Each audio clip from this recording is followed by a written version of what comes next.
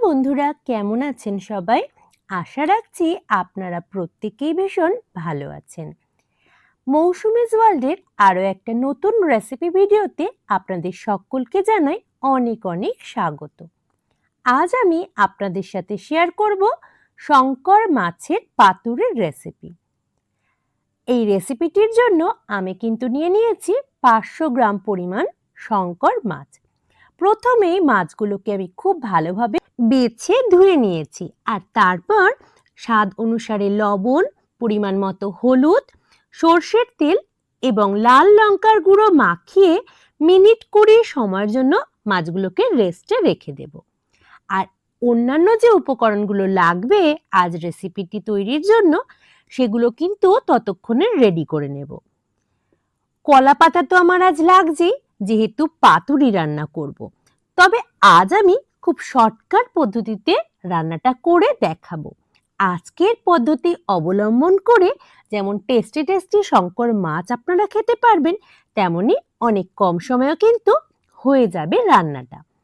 প্রথমে আমি পাতুরির জন্য আমাদেরই বাড়ির গাছের বেশ বড় বড় আকারের কলা পাতা কেটে এনেছি। আমি অন্যান্য যে সমস্ত উপকরণগুলো রেডি করেছি সেগুলো চলুন রান্নার সাথে জানিয়ে দিই আপনাদের।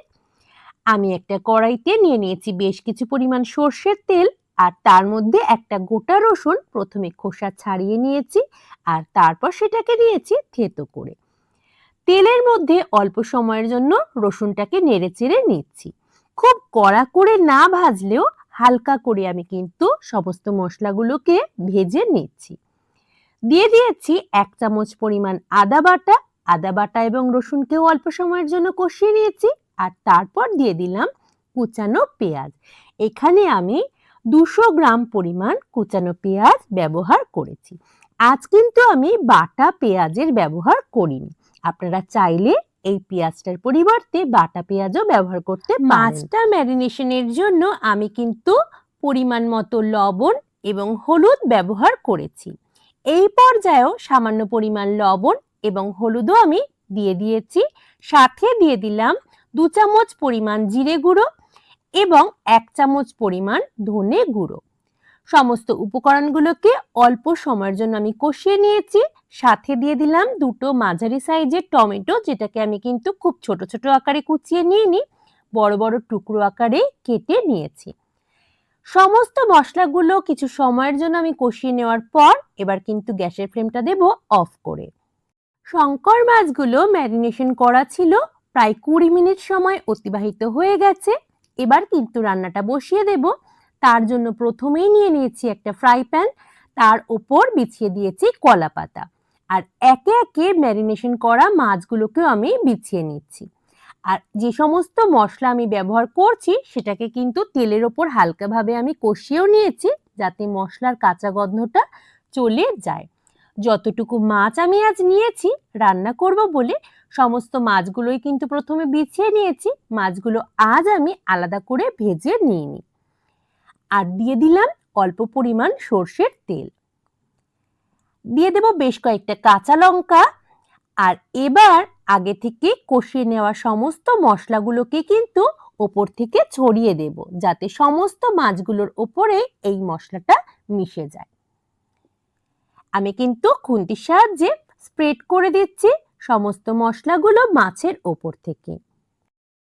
আমি সমস্ত মাছ এবং মশলাগুলোকে কিন্তু কলা পাতার ওপর সুন্দরভাবে সাজিয়ে নিয়েছি, আর ওপর থেকেও আরো কলা পাতা দিয়ে কভার করে দিলাম। এবার উপর থেকে একটা থালা চাপা দিয়ে দিয়েছি। মিনিট 15 সময়ের জন্য মিডিয়াম ফ্লেমে রান্না হতে দেব। মিনিট 15 সময় ধরে এক পিঠটা কিন্তু আমার রান্না করা হয়ে গেছে। এবার হালকা হাতে আমি কিন্তু ঘুরিয়ে নিচ্ছি, যাতে ওপরের দিকের অংশটাও মাছের কোনোভাবে কাঁচা থেকে না যায়। এটা এত সুন্দর একটা স্মোকি ফ্লেভার আসে, কি বলবো। যারা এভাবে এখনো খেয়ে দেখেননি, আমার অনুরোধে একবার অন্তত এভাবে রান্না করে দেখবেন। আপনারা কিন্তু এই রান্নাটার প্রেমে পড়ে যাবেনই, এটুকু আমি গ্যারান্টি করে বলতে পারি। দেখুন আমার রান্নাটা কিন্তু অনেকটাই হয়ে এসেছে। আমি আরো কিছুক্ষণ সময়ের জন্য রান্না করে নিচ্ছি। একবার দেখে নেওয়ার পর আমি কিন্তু আবারও ঢাকা চাপা দিয়ে মিনিট কয়েক রান্না করে নিয়েছি। আর এবার আমার রান্নাটা হয়ে গেছে সম্পূর্ণভাবে রেডি। কেমন লাগলো আজকের রেসিপিটি অবশ্যই জানাবেন কমেন্ট করে। আপনাদের কমেন্টের আশায় রইলাম। যদি ভালো লাগে আমার ভিডিওগুলো লাইক করতে ভুলবেন না। যারা প্রথমবার দেখছেন মৌসুমীজ ওয়ার্ল্ডকে আমি অনুরোধ করব সাবস্ক্রাইব করে পাশে থাকবার জন্য। এই রান্নাটি কিন্তু গরম ভাতের সঙ্গে একেবারে জমে যাবে। আজ এই পর্যন্তই, দেখা হবে খুব তাড়াতাড়ি।